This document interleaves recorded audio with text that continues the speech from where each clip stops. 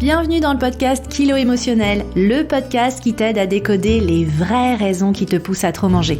Je suis Johanna Verdi, coach de vie, auteure du guide Mon cahier Kilo Émotionnel, créatrice du programme Déjeuner en paix et moi-même ancienne mangeuse compulsive. Si la nourriture te rend dingue, si tu te jettes sur la bouffe à la moindre contrariété, si tu rêves de perdre du poids mais que tu es incapable de tenir un régime plus de 2 jours ou 2 heures consécutives, tu es au bon endroit.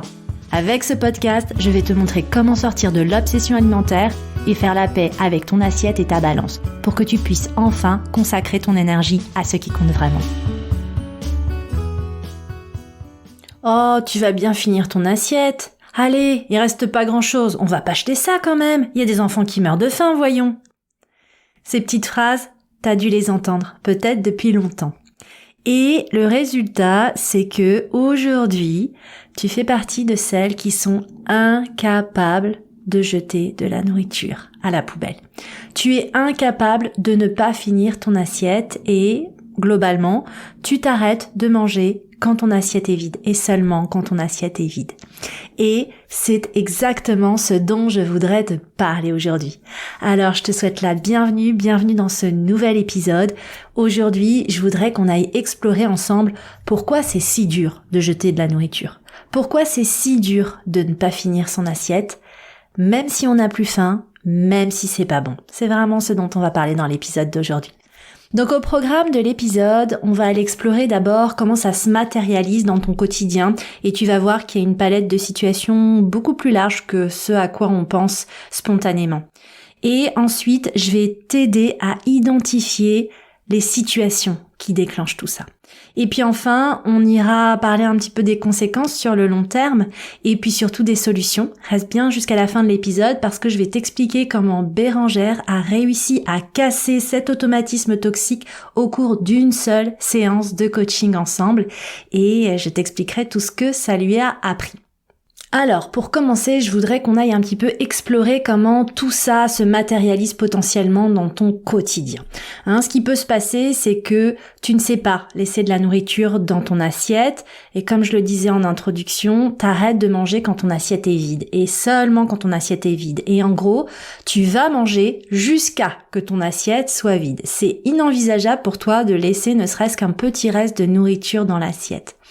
Peut-être aussi que tu vas te reconnaître là-dedans, tu ne sais pas jeter de la nourriture. Il faut vraiment que la nourriture, elle soit moisie, qu'il commence à y avoir vraiment des bactéries visibles pour qu'enfin tu jettes de la nourriture. Et t'aimes pas jeter de la nourriture à tel point que tu peux avoir tendance à finir les assiettes des autres. Et notamment finir les assiettes de tes enfants. Tu sais, ce reste de jambon coquillette. Les enfants, eux, c'est fou à quel point ils sont capables de laisser de la nourriture, parfois juste un petit peu. Toi, tu passes derrière et au moment de vider l'assiette dans la poubelle, il t'arrive d'enfourner ce qui reste dans ta bouche, c'est plus fort que toi. Peut-être aussi que tu te forces à remanger un plat juste parce que tu l'as préparé, peut-être c'est du fait maison, tu l'as préparé en grande quantité et il faut pas gâcher. Et ça me fait penser à une participante de mon programme Déjeuner en paix, Dominique, qui m'expliquait qu'elle avait mangé 4 jours de suite de la ratatouille simplement parce qu'elle en avait fait une grande quantité, qu'elle était toute seule chez elle et que, en gros, elle l'avait fait, c'était fait avec des bons produits et il fallait pas gâcher, même si le 3e ou le 4e jour, non seulement elle en avait marre, mais en plus c'était plus aussi frais et plus aussi savoureux que le jour 1. Donc tu continues à remanger ce plat juste pour le finir et juste parce que il faut pas gâcher. Alors je fais juste ici un aparté, évidemment, je suis la première à être contre le gaspillage alimentaire. Surtout en ce moment, en plus, avec la flambée des prix, ça coûte cher, chacun fait attention et c'est normal. Il y a aussi aujourd'hui une réalité climatique qui fait qu'on prend de plus en plus conscience des impacts sur la planète et donc c'est important de prendre soin de nos ressources et d'éviter évidemment le gaspillage alimentaire. Mais là, je te parle vraiment de situations où finalement tu te forces et au final, on va pas se mentir, la poubelle, elle continue d'exister. Sauf que cette poubelle alimentaire, c'est plus un contenant en plastique, c'est toi. Tu deviens la poubelle alimentaire. Et là, je te parle de situations où en général, t'as plus faim, ou alors c'est plus très bon, ou alors c'est plus très frais. Mais il y a aussi encore pire.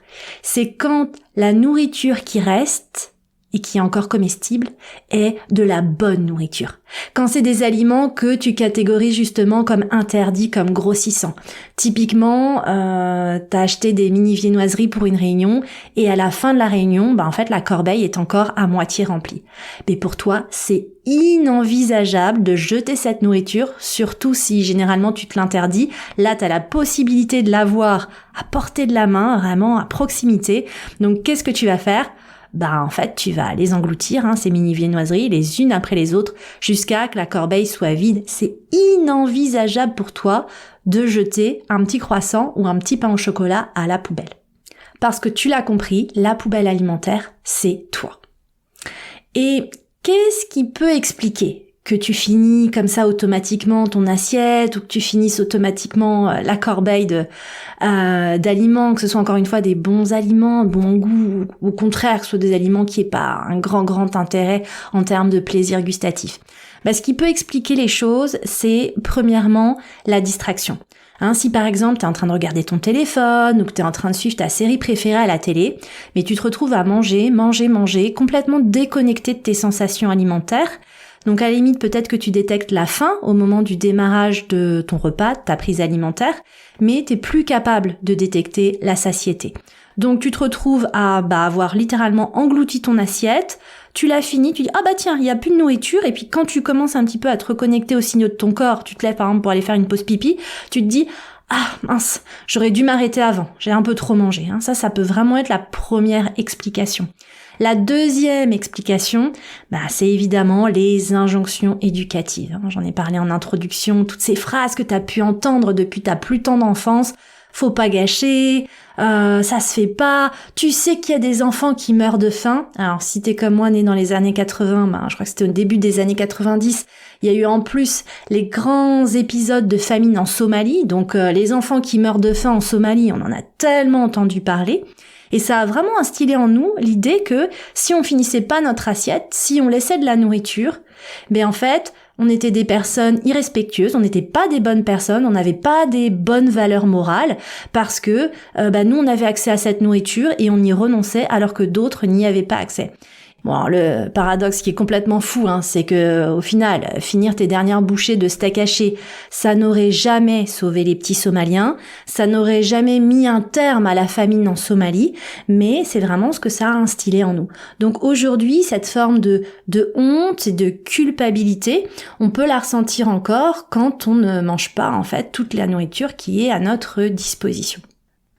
La troisième raison qui peut expliquer que tu finis automatiquement ton assiette, c'est que t'as pas choisi de manger ce que t'avais vraiment envie de manger. Typiquement, t'es allé à la brasserie, t'avais envie d'une entrecôte frites salade et t'as commandé la salade niçoise. Et ce qui se passe en toi, c'est que si par exemple t'avais une envie de viande rouge, c'est pas que le fruit du hasard, j'en ai parlé dans un précédent épisode, c'est que ton corps avait identifié un certain nombre de besoins nutritionnels qui avaient besoin d'être satisfaits. La viande rouge pouvait par exemple venir combler ce besoin. T'as pas écouté, t'as pas fait confiance aux signaux de ton corps. T'as écouté ta tête qui te disait non, ça en plus avec des frites, ça va me faire grossir, la salade niçoise c'est mieux, ça va pas me faire grossir, voire ça va me faire maigrir. Donc en fait, t'as pas apporté à ton corps ce dont il avait vraiment besoin sur le moment. Donc déjà, ton corps physiologiquement, il continue de te réclamer de la nourriture, dans l'espoir que tu continues de manger quelque chose qui lui apporte les nutriments dont il a besoin. C'est ce qui se passe aussi quand t'es dans des fast-food comme au McDo, où tu peux manger beaucoup de nourriture et avoir l'impression en fait d'avoir toujours faim ou à minima toujours envie de manger. Tu peux toujours manger plus. Simplement parce que ton corps, il a toujours pas reçu les nutriments dont il avait besoin. Donc ça, c'est sur le plan physiologique ce qui se passe quand tu choisis pas de manger ce que tu as vraiment envie de manger. Et puis, sur l'aspect organoleptique, sur l'aspect du plaisir sensoriel, gustatif, ce qui se passe, c'est qu'en fait, ton palais, il avait peut-être aussi envie de certaines saveurs, de certaines sensations, que tu n'as pas honorées. Et donc, en continuant de manger encore et encore, tu vas continuer de chercher une forme de satisfaction gustative. Donc tu vois, tout ça, ça se déclenche juste par le fait que t'as pas choisi de manger ce que ton corps t'appelait à manger. Et puis, la 4e raison qui peut expliquer que tu finis automatiquement ton assiette, c'est que, en fait, tu remplis un vide en toi. Et ce vide n'a rien à voir avec un vide de l'estomac, c'est vraiment un vide émotionnel. Quand, par exemple, tu te retrouves à table et que les conversations sont inexistantes ou qu'elles ne sont pas nourrissantes. Quand tu es dans un environnement où tu ne te sens pas aimée, vue, entendue, comprise, eh bien, qu'est-ce que tu fais? Tu manges encore et encore pour remplir ce vide que tu ressens en toi. Moi, à titre personnel, ce vide, je le ressentais vraiment comme un énorme trou noir au milieu de la poitrine. Et évidemment, dans ces moments-là, aucune quantité de nourriture n'est suffisante pour venir remplir cet immense vide. Donc c'est aussi pour ça que tu te retrouves à manger encore et encore. Je sais pas, je faisais des crêpes, j'en mangeais 1, 2. En vrai, j'étais largement satisfaite. Et pourtant, je continue d'en manger 3, 4. Et ce qui m'arrêtait, c'était vraiment le fait que mon estomac ne soit plus capable d'accueillir de la nourriture. Et pour moi, il aurait été complètement inenvisageable de jeter des crêpes. C'est mon aliment doudou, donc jeter des crêpes, c'est impossible. Et j'ai d'ailleurs le souvenir, j'enregistre cet épisode et j'ai ce souvenir qui remonte, d'avoir un jour fini une pâte à crêpes en fait, qui avait dû être préparée depuis 3 jours. Et je commence à cuire la crêpe et je sens qu'il y a une odeur en fait, qui est pas top. Et je sens que la pâte à crêpes, c'est quand même avec des œufs crus, elle est limite. Et malgré tout, je suis incapable de jeter cette dernière crêpe et je la mange. Et ça a généré une après-midi entière où j'étais tout simplement malade d'avoir mangé un aliment avarié.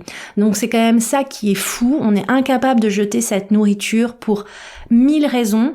Et on en paye souvent les conséquences au prix fort. Et le paradoxe, c'est que c'est comme si c'était une leçon qu'on n'arrivait pas à apprendre. C'est-à-dire que la situation se reproduit encore et on continue de faire toujours les mêmes erreurs.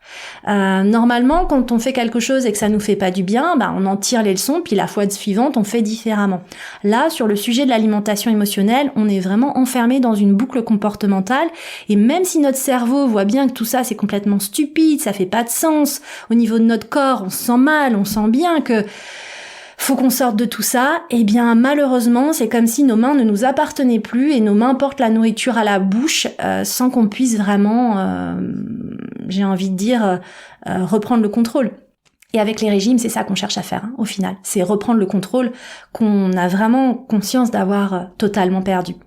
Donc les conséquences de tout ça, d'être incapable de laisser de la nourriture, d'être incapable de ne pas finir son assiette et même de manger parfois bien au-delà, c'est qu'en fait, évidemment, tu manges trop, tu manges plus que tes besoins. Le problème, c'est qu'aussi, en fait, comme tu manges trop et plus que tes besoins, en général, tu te décales aussi, c'est-à-dire qu'au repas suivant, tu passes à table de nouveau et t'as pas faim. Et ça, je l'ai expliqué dans l'épisode 11 du podcast consacré aux sensations alimentaires. Si t'as pas faim au moment de passer à table, tu seras totalement incapable de ressentir la satiété. Donc, tu vois, en mangeant trop, en finissant ton assiette alors que t'as plus faim, eh bien effectivement, tu bousilles tes chances de pouvoir écouter tes sensations alimentaires au repas suivant. Donc tu vois, quand je te parle de boucles qui se reproduisent, ça se reproduit même de repas en repas. La fréquence, elle est super intense. Et le résultat de tout ça, c'est qu'évidemment, tu te sens mal physiquement, émotionnellement, psychologiquement, tu t'en veux, t'es envahi par la honte, la culpabilité, et évidemment, tu n'as qu'une peur qui est légitime, c'est la peur de grossir. Donc du coup, comment on s'en sort de tout ça ? J'ai envie de te dire, il n'y a pas une solution unique qui fonctionnerait pour tout le monde, ça ce serait vraiment génial, mais c'est pas le cas. Ça demande vraiment d'aller explorer les expériences de chacune, des expériences qui peuvent parfois être profondes, qui peuvent remonter à l'enfance, parfois aussi des micro-événements plus récents qui ont pu redéclencher toutes ces choses et tous ces comportements. Ça demande de déconstruire beaucoup de croyances sur l'alimentation, sur la perte de poids, sur ce qui fait grossir, ce qui fait mincir, etc. Donc ça, évidemment, c'est un travail personnalisé qui se fait. En revanche, je voudrais juste te partager un exemple concret pour que tu puisses comprendre un petit peu de quoi il s'agit et ce que tu as à gagner en fait en t'intéressant à ce sujet et en faisant de ton mieux pour respecter ta faim, respecter ta satiété et t'entraîner peut-être à ne pas finir ton assiette. Cet exemple dont je voudrais te parler, c'est celui de Bérangère. Bérangère, elle a suivi mon programme Déjeuner en paix il y a, je pense, 2 ans de ça. Et j'ai vraiment ce souvenir très très vivace de mon échange avec Bérangère lors d'une séance de coaching collectif au cours de laquelle justement on parlait des sensations alimentaires et on s'interrogeait sur ce que chacune avait concrètement envie de manger le soir même. Parce que nos séances de coaching ont lieu en alternance le midi et le soir et là en l'occurrence c'était une séance le soir. Et donc on s'entraîne, on dit qu'est-ce que tu as envie de manger ce soir? Et donc Bérangère me dit j'ai trop envie de manger des sushis. Donc je lui dis super, tu vas manger des sushis. En plus elle était célib, elle achetait régulièrement des choses dehors, donc sur le papier il y avait absolument aucun frein à ce qu'elle puisse justement respecter son envie et manger des sushis. Et là elle me dit non je peux pas. Pourquoi? Parce qu'en fait ce midi j'ai commandé un gros pad thaï au bœuf, super bon, j'en avais vraiment envie, je me suis commandé ça et en fait il était tellement gros, j'ai pas tout mangé. Mais là, il reste au moins la moitié du plat et je peux pas gâcher, c'est vraiment trop dommage, c'est vraiment un super bon plat. Donc, je m'étais dit que j'allais le finir ce soir. Et là, en fait, on commence un petit peu à creuser et j'ai demandé à Bérangère, dans ton pad thaï ce midi, j'imagine que t'as mangé ce qu'il y avait de bon, les garnitures, les petits morceaux de bœuf sautés, les petits légumes, les cacahuètes, je crois qu'il y a de l'œuf dans un pad thaï, et puis un petit peu de nouilles. Et puis, qu'est-ce qui reste aujourd'hui dans ta barquette d'aluminium? Est-ce qu'il reste principalement des nouilles de riz froides? Elle me dit, ouais, c'est vrai. Il reste essentiellement des nouilles avec un peu de sauce. Donc, elle s'était conditionnée à manger son reste de pad thaï qui consistait essentiellement en une boîte aluminium de nouilles froides, juste parce que elle avait intégré l'idée qu'elle avait pas le choix et que c'était gâché. Et c'était super émouvant parce que le soir même, elle nous a posté une photo sur notre groupe Facebook privé pour nous partager en fait cette photo des nouilles froides qu'elle venait de jeter à la poubelle. Et encore une fois, je suis évidemment contre le gaspillage alimentaire, ce qui peut être gardé, recyclé, etc. On le garde, mais c'est pas le sujet. C'est pas le sujet et si t'es concerné par le problème, au fond de toi, tu m'as comprise, ce n'est pas le sujet. Et la vraie victoire ici, c'est d'avoir été capable de se respecter et de ne pas se traiter comme une poubelle alimentaire et jeter ces nouilles à la poubelle, ce reste de nouilles pour Bérangère, ça a été un acte hautement symbolique et hautement libérateur. Et c'est cette sensation-là que je te souhaite de pouvoir découvrir bientôt. Donc voilà, c'est un challenge que je te donne. Évidemment, on peut toujours garder des restes de nourriture dans des tupperwares pour demain, pour après-demain, etc. Ok. Mais et si ce soir, tu te disais en fait, ces restes, demain, j'en voudrais pas. Et si ce soir, tu prenais conscience qu'en fait, tu n'auras peut-être pas envie de remanger cette nourriture et que c'est ok de jeter 3 cuillères de riz que t'as fait cuire en trop. Et si tu te connectais à cette sensation libératrice de couper le cordon avec la nourriture et de la remettre à sa place, qui est une place secondaire dans ta vie, t'apporter l'énergie dont t'as besoin et c'est tout. Donc voilà, un petit challenge pour toi aujourd'hui. Donc tu vois, encore une fois, ce genre de petite victoire, j'ai aussi Virginie qui me partageait l'autre jour sur le groupe Facebook une photo, ça paraît tellement anecdotique quand tu vis pas ce genre de choses. Il y avait un tout petit reste de nourriture dans son assiette, un petit scrogneux, mais c'était la première fois de sa vie qu'elle parvenait à laisser de la nourriture dans son assiette sans culpabiliser. Et vraiment, ça génère un sentiment de liberté qui est difficilement descriptible, qui est, je pense, incompréhensible pour les personnes qui ne sont pas des mangeurs émotionnels et qui n'ont pas de relation dysfonctionnelle avec la nourriture. Mais voilà, si tu vis ce genre de situation, je pense que tu sais de quoi je parle. Donc voilà, ce genre de choses, ce genre de travail, c'est exactement ce qu'on fait dans mon programme Déjeuner en paix, qui redémarre 3 fois par an, en janvier, avril et septembre. Là, la session de septembre est sur le point de démarrer au moment où j'enregistre cet épisode. Ensemble, on lève les blocages, on contourne les résistances, on répare les parties de nous blessées qui se réactivent encore et encore pour devenir plus résiliente, plus clairvoyante et pouvoir enfin reprendre le contrôle de sa vie. Ne plus être juste sur le siège passager. Je te mettrai évidemment le lien dans les notes de l'épisode et tu peux retrouver toutes les infos utiles sur mes ateliers, mes accompagnements et mes programmes sur mon site johannaverdi.com.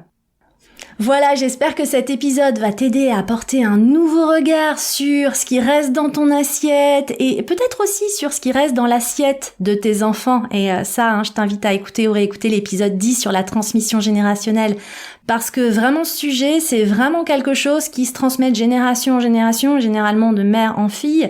Donc voilà, si tu veux réécouter l'épisode 10, c'est le moment sur ce sujet-là.